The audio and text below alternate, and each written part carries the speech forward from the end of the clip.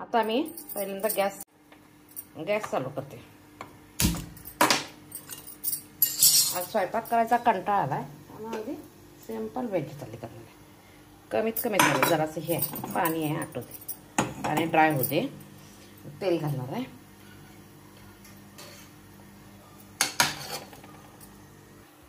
कढाई तापल्या, अगदी थोडंसं तेल घालायचं, तेल जास्त घालायचं नाही।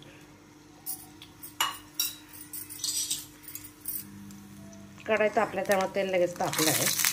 आता काय करते, मोहरी, जिरे आणि इथं कढीलिंब, कांदा आणि कोथिंबीर नंतर घालणार आहे। कढीलिंब घातला, आता कांदा। घरात काय भाजी नसेल तर इझी वे करायला। आता ह्याच्यात एक अर्धा चमचा हळद घालायची। हळद ऑप्शनल आहे, तुमचा इंटरेस्ट असेल, इच्छा असेल तर घाला, नसेल तर घाला। आता कांदा छान भाजून,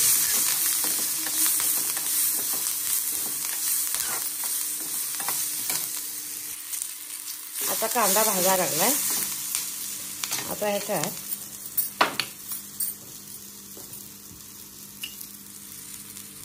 चवीपुरतं मीठ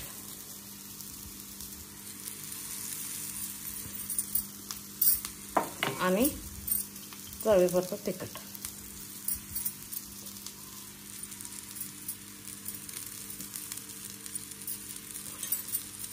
आणि आता पाणी घालायचं। आता थोडीशी कोथिंबीर घालायची, म्हणजे कोथिंबीर शिजायला पाहिजे, शिजली तर त्याचा वास। आता इकडं उकळा लागलाय स्लोली, तो पण मी काय करणार आहे, 2 चमचे पीठ घेणार आहे। आपल्याला किती करायचं आहे त्याच्यावर ठरवायचं। मी भातावर करणार आहे, नाही त्यामुळे थोडंसं पातळ करणार आहे करी। आता ह्याच्यात ह्या पिठात पाणी घालायचं, म्हणजे काय होतंय, जर आपल्याला येत नसेल पिठल्याच्या गाठी फोडायला तर हा एक चांगला ऑप्शन आहे।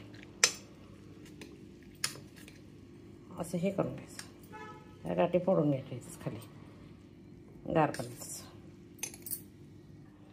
आता बघा हे बेसन करी तयार झाले, गाठी सगळ्या फुटल्यात। आता काय करायचं, हे उकळत्या पाण्यात स्लोली घालायचं आणि आता गॅस मोठा करायचा।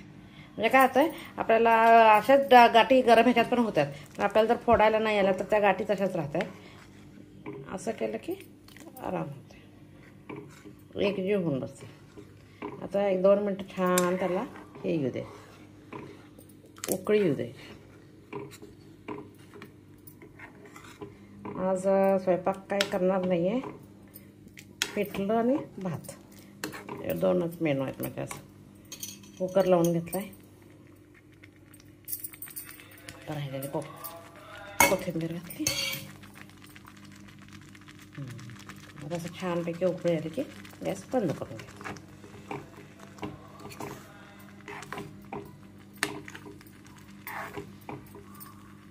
आता उकळी आली, आता गॅस बंद करायचा।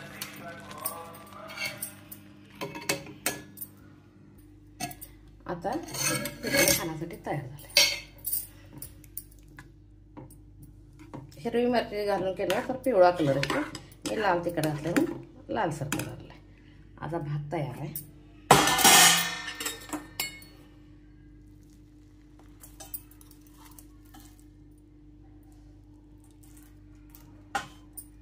भात,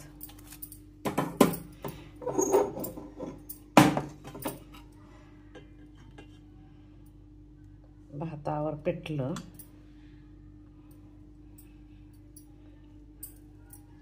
काकडी, कांदा,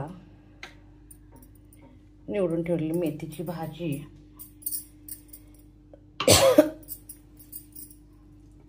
थोडासा भात घ्यायचा। आज पिठलं भाता भाकरी केलेली नाही आहे मी, आणि